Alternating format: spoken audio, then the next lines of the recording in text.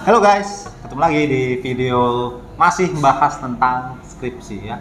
Jadi teman-teman yang masih bingung di dalam pengerjaan skripsi atau yang besok mau sidang nih, ini ada tips nih.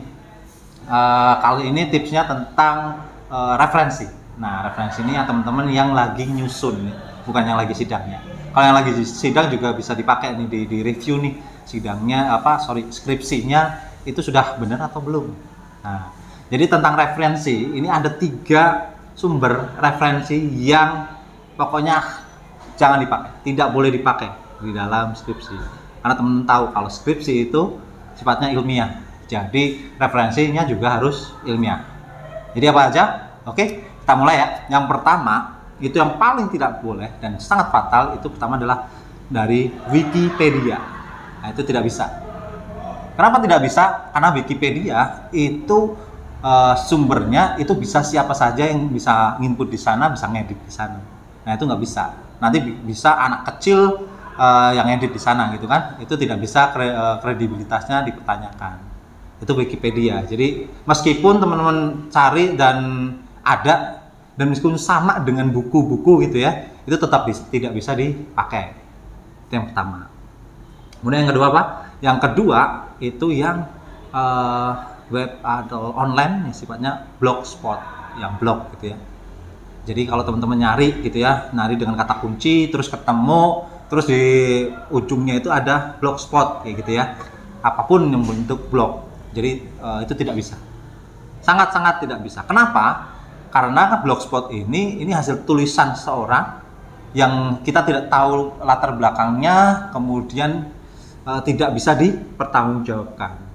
Itu blogspot. Jadi jangan pernah sekali-kali kalau teman-teman nemu nih blogspot nih ya, semua nemu blogspot. Terus di situ ada yang menarik. Nah, tipsnya gimana nih? Tipsnya dengan kalimat atau temuan yang sesuai, itu coba cari lagi di tempat lain. Kemudian di tempat lain contohnya apa? Di artikel, kemudian di buku, kemudian ada di data-data yang bisa kredibel gitu ya.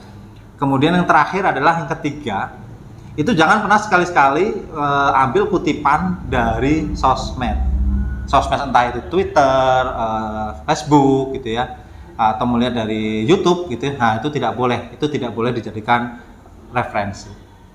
Oke, 3 itu ya. Kenapa sih yang ketiga ini yang sosmed? Ya sosmed ini siapa saja bisa bikin argumen di situ, tidak ada latar belakang atau tidak ada dasarnya. Itu 3 itu yang tidak boleh. Jadi semua di dalam akademisi, semua referensi itu harus berdasarkan sumber-sumber yang kredibel yang bisa dipertanggungjawabkan. 3. Apa sih? Jadi pertanyaannya, apa sih yang bisa kita ambil gitu ya kalau kita nggak mau repot-repot? Apa kita harus harus ke perpus, buka-buka buku kayak gitu ya? Itu kan udah kuno gitu ya. Bagi kalian yang generasi Z, saya yakin malas banget gitu ya kalau buka-buka buku di perpus gitu ya. Tenang aja, di zaman teknologi yang canggih ini, di internet itu nggak melulu tentang sosmed dan teman-temannya, apalagi game gitu ya. Kalau teman-teman mau bikin skripsi dengan cara yang mudah tapi tetap benar, itu bisa. Dengan cara apa? Salah satunya yang paling mudah, teman-teman bisa masuk saja ke Google Scholar gitu ya, Google Scholar. Nah, ini Google itu menyediakan pencarian yang khusus artikel-artikel jurnal-jurnal yang kredibel. Jadi di Google Scholar, buka aja googlescholar.com gitu ya. Kemudian nanti linknya ada di deskripsi ya. Nanti linknya saya kasih di deskripsi.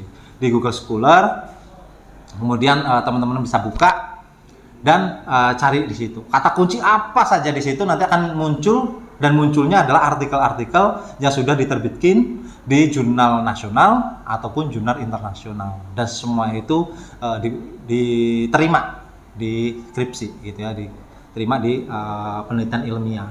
Dan saya saranin kalau untuk mencari referensi, ini tambahan ya, mencari referensi itu harus minimal 10 tahun. Caranya gimana nih, pusing mencari 10 tahun? Tenang. Di Google Scholar, di Google Scholar itu ada filternya. Kita tinggal mulai dari paling lama tahun berapa. Ada tulisan kapan saja, 2010, 2020 dan seterusnya. Itu tinggal klik saja, nanti akan ketemu banyak sekali. Nah, nanti linknya akan ada di situ. Terus Terus apa lagi nih selain di Google Scholar? Nah itu Google Scholar untuk artikel. Kemudian ada lagi untuk data. Nah untuk data-data apa sih referensi yang kredibel? Data-data itu yang paling kredibel itu data-data yang bisa didapatkan dari instansi atau web-web yang bisa dipertanggungjawabkan. Contohnya itu yang belakangnya ada org gitu ya, ORG gitu ya. Kemudian website dari pemerintah.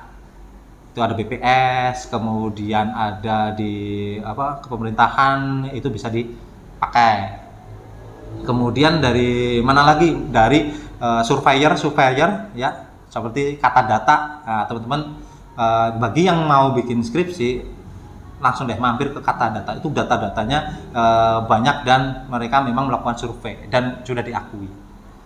Untuk yang marketing nih, pasti butuh banget itu data. Kemudian ada data-data di tentang brand ya, nggak salah brand word gitu ya. Jadi ada brand mencari tahu tentang brand image dan lain sebagainya. Itu tambahan aja. Itu tentang referensi. Terus ada apa lagi nih gitu ya? Apalagi nih kalau buat kita mau bikin referensi nih, sumber-sumbernya dari mana nih? Nah itu ada banyak. Terus ada lagi mungkin teman-teman membuka di Google Scholar tapi nggak bisa dibuka nih PDF-nya, padahal maunya baca lebih lanjut. Karena teman-teman yang salah kalau di Google Scholar itu ketika buka ada artikel yang ada PDF-nya, ada yang tidak ada PDF-nya. Nah itu gimana caranya? Nah nanti di video selanjutnya tak bagi nih caranya nyari referensi jurnal-jurnal internasional yang kredibel dan juga bisa dibuka meskipun ada yang berbayar gitu kan, ada yang berbayar itu bisa dibuka. Caranya gimana nanti saya kasih tahu. Kemudian ada lagi sudah buka nih bahasa Inggris, kayaknya cocoknya bagus banget nih artikelnya dari abstraknya, tapi kalau suruh baca panjang bahasa Inggris nggak bisa nih. Tenang, ada caranya untuk bisa mentranslate dari bahasa Inggris dari artikel yang jumlahnya banyak itu jadi sedikit. Itu ada caranya nanti di video. Kalau teman-teman memang butuh, komen aja di bawah apa saja yang tentang tips and trik tentang skripsi, komen aja di bawah.